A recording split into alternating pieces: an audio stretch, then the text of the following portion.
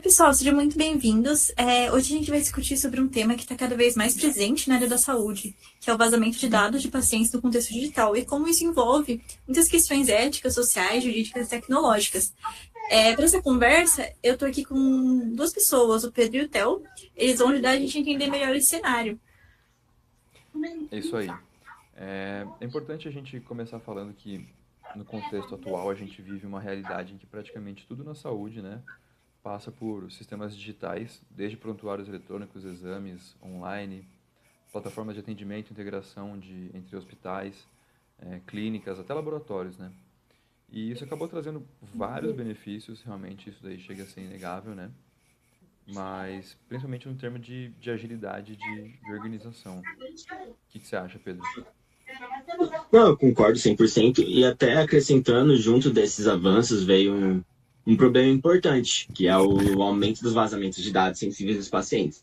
E aqui a gente está falando de um conflito bem delicado também, né? Como aproveitar os benefícios da tecnologia sem colocar em risco a privacidade, a dignidade e a segurança das pessoas também.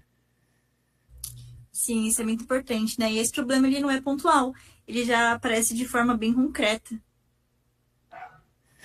É isso aí. É, Hoje o setor da saúde ele é um dos principais alvos de incidentes de segurança no mundo. Isso até se deu um pouquinho das pesquisas que o grupo fez, né, para trazer a discussão nesse podcast.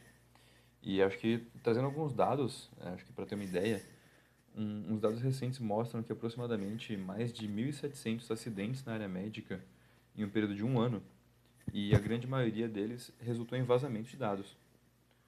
E, além disso, quase metade das violações desses incidentes envolve diretamente os dados médicos. Uma boa parte desses dados também envolve os dados pessoais dos pacientes, né?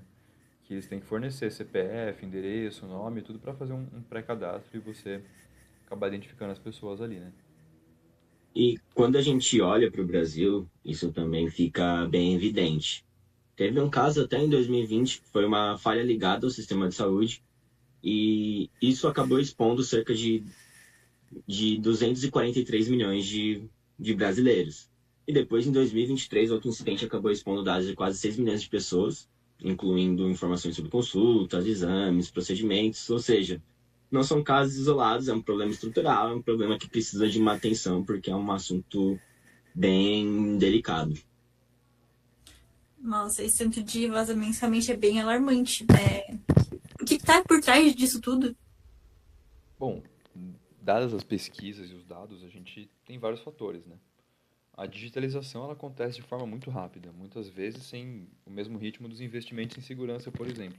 Porque às vezes o foco fica muito mais em você digitalizar e fornecer o serviço do que fazer aquilo que pode ser até considerado o pacote completo, de preservar os dados dos pacientes, né? Ter um zelo maior com isso, seguindo até a Lei Geral de Proteção de Dados, né? E nos sistemas antigos, eles também estão sendo usados junto com as tecnologias novas, não ocorre uma integração de base de dados tão boa, sabe, com empresas terceiras que não se conversam, por exemplo. E além disso, obviamente, tem o fator humano. Muitos incidentes ocorrem por erro, né, como clicar em alguns links do que é chamado de phishing, que são os links maliciosos, né, com intenção de roubar alguns dados daquela plataforma, usar senhas fracas, compartilhar informações de forma indevida também, né, são alguns problemas que a gente consegue levantar, né. E isso acaba mostrando também que o problema ele não é só técnico. Ele acaba envolvendo também uma cultura organizacional, o treinamento das equipes, a governança de dados e até mesmo as questões econômicas, porque nem todas as instituições conseguem ou priorizam investir em segurança da informação. Verdade. Sim, é verdade. E diante desse cenário, existem caminhos possíveis para conseguir lidar com esse problema? Então, sim, existem algumas frentes bem importantes que até estão sendo tratadas, né? Uma delas, claro, é o investimento em segurança da informação, como a gente já levantou o ponto um pouquinho mais atrás ali. E a segurança da informação ela pode acontecer com alguns temas que estão na moda, né? Que é criptografia, controle de acesso, algumas autenticações de duplo fator, autenticações mais fortes. E monitoramento e resposta também dos incidentes, né? A resposta aos incidentes e como que aquilo lá pode ser tratado depois de acontecer. Óbvio que o melhor cenário é prevenir. Outra dessas vertentes importantes para minimizar esses problemas e riscos é a capacitação contínua dos profissionais. Muitos erros podem ser evitados com treinamento devido, né? E acho que também é essencial você limitar o uso de compartilhamento de dados ao que você realmente precisa acessar. Não dar qualquer tipo de acesso a qualquer tipo de profissional, por exemplo. Acho que é importante existirem os níveis, né, de acesso e ter políticas internas claras sobre quem pode acessar essas informações e em qual contexto, né? E é claro, também existe a necessidade de responsabilização quando há negligência, mas cada uma dessas alternativas tem os seus efeitos. Investir em segurança, por exemplo, exige recursos.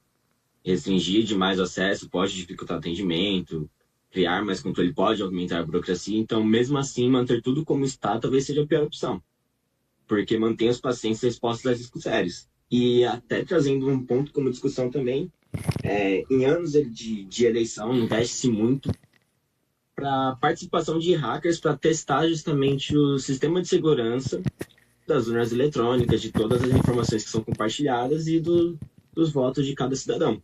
E esse tipo de treinamento ele também pode ser muito bem estabelecido para o sistema de segurança de saúde, visando algo mais interno, que não seja tão sensível como os vazamentos de dados, mas que você pode usar como uma prevenção também para caso isso venha a ocorrer algum dia, a gente tenha um preparo muito melhor, um treinamento muito mais focado em onde estão as falhas e como que a gente faz para prevenir. Sim, acho que essa questão do vazamento de dados vai muito além da saúde, entra em várias áreas ali, né? Mas quando a gente olha para isso, né, pelo menos na questão da saúde, pela perspectiva ética, o que vocês acham que está em jogo? Importante esse levantamento, que a gente começa realmente a entrar bem no tema do que foi discutido durante a disciplina, né? E entram os princípios fundamentais da bioética, a autonomia, por exemplo, porque o paciente deve ter controle total sobre as suas próprias informações, ele que decide o que pode ser feito com aquilo, né? A beneficência no sentido de usar esses dados para promover o bem também é importante, para melhorar os diagnósticos e tratamentos, claro que sempre em acordo com o dono dos dados, né? A não maleficência, né, que é evitar e causar danos, e vendo que um vazamento pode gerar danos psicológicos, sociais e, em muitos casos, também danos financeiros, né? Os danos psicológicos e sociais, eles muitas vezes acabam sendo intangíveis, né? Diferente dos financeiros e talvez seja até pior de quantificar, só que o que a gente pode chamar de estrago ali pode ser maior, né? E a justiça, né? Que é importante também colocar, porque ela envolve garantir que todos tenham seus dados protegidos de uma forma igual. E além disso, também existem outras formas de olhar para esse problema. Pela ética do dever, a privacidade ela deve ser respeitada sempre, independentemente de custo ou conveniência. Já uma visão mais utilitarista pode defender o uso de dados para benefícios coletivos, como pesquisas e políticas públicas, mas isso não pode acontecer sem proteção e responsabilidade. E também tem a ideia de proteger especialmente os mais vulneráveis, que são os que mais sofrem quando esses dados são expostos, seja pelo acesso à informação ou até mesmo por questões sociais e principalmente questões financeiras.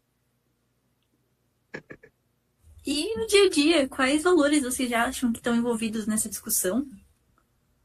Vários, né? Mas acho que a gente pode levantar aqui a privacidade, dignidade, confidencialidade, confiança, entre vários outros. Mas acho que a relação entre paciente e um sistema de saúde depende muito dessa confiança, né? Porque você está entregando a tua saúde para aquela plataforma que é um dos nossos maiores ativos, né? E se essa confiança é quebrada, o paciente pode deixar de compartilhar informações importantes ou até evitar buscar o atendimento, que pode levar a N problemas maiores, como um efeito dominó, né? E o que você acha, Pedro?